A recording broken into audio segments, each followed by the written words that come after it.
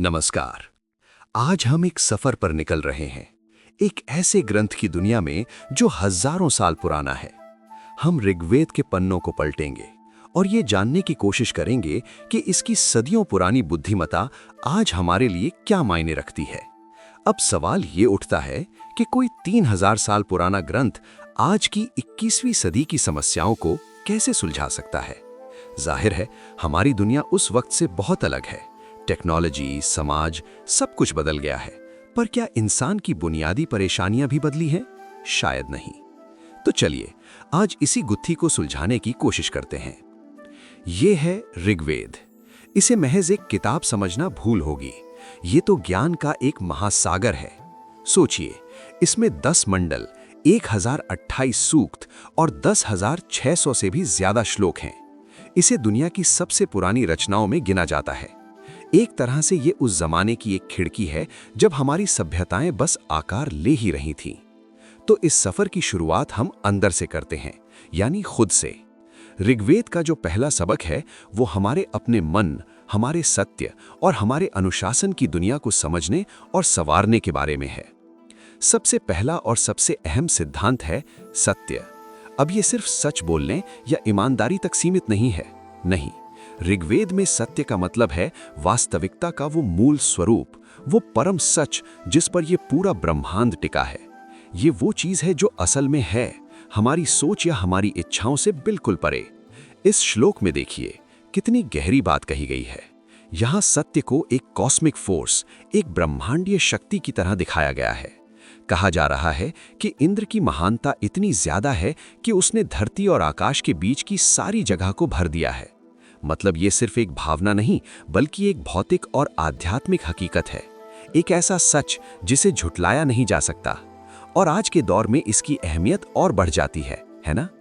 हमारी दुनिया जहां फिल्टर की हुई तस्वीरें हैं, जहां एल्गोरिदम तय करते हैं कि हम कौन सी खबर देखेंगे, ऐसी दुनिया में सत्य का ये सिद्धांत हमें याद दिलाता है कि जो दिख रहा है उसके पार देखो, असली सार को खोजो। सत्य के बाद जो अगला बड़ा विचार है वो है यज्ञ। अब यज्ञ का नाम सुनते ही हमारे दिमाग में अग्नि और हवन आता है ना? पर इसका जो फलसफा है वो इससे कहीं ज्यादा गहरा है।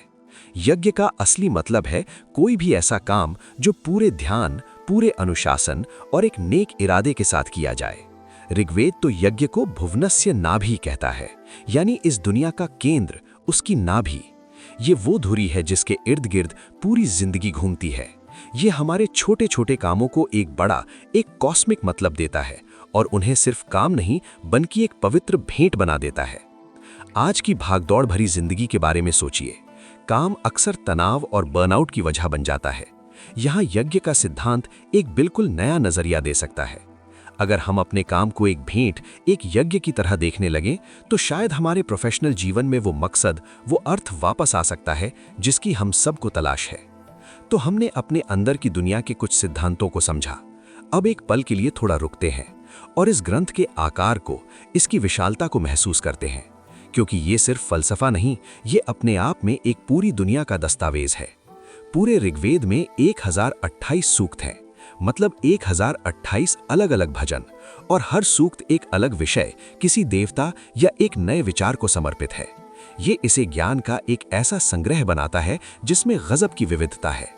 और इन सूक्तों के अंदर हैं 10,600 से भी ज्यादा श्लोक।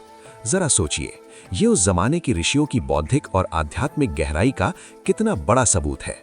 और कमाल की बात यह है कि इतना विशाल ज्ञान उन्होंने सिर्फ मौखिक परंपरा से, यानी सुनाकर, पीढ़ी दर पीढ़ी संभाले रखा। और इस ग्रंथ में जिस समाज का जिक्र है वो भी हैरान करने वाला है। मतलब एक तरफ उड़ने वाले रथ और 100 चप्पू वाली नावों की कल्पना है, तो दूसरी तरफ लोहे के बने कृत्रिम अंगों का भी जिक्र है। जुए और दहेज जैसी सामाजिक समस्याओं पर भी बात है तो ये कोई सीधा साधा आदिम समाज नहीं था, बल्कि एक बहुत ही जटिल और विकसित सभ्यता थी।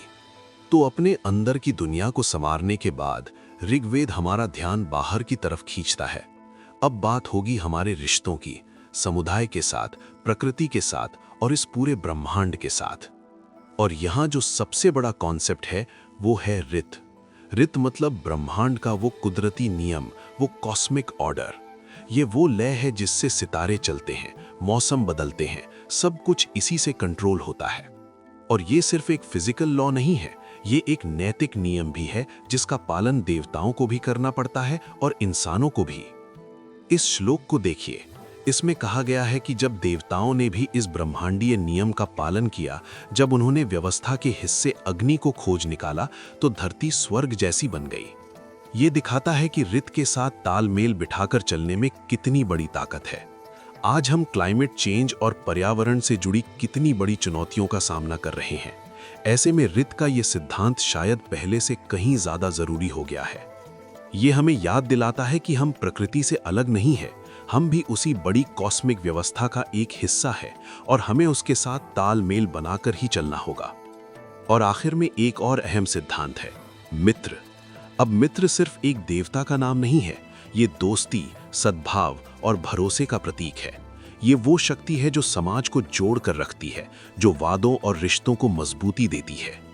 इस भजन में देखिए, मित्र देवता को बाकी बड़े देवताओं के साथ पुकारा जा रहा है ताकि समाज और दुनिया में व्यवस्था बनी रहे। इससे पता चलता है कि वैदिक समाज में दोस्ती और आपसी रिश्तों को कितना जरूरी माना जाता था।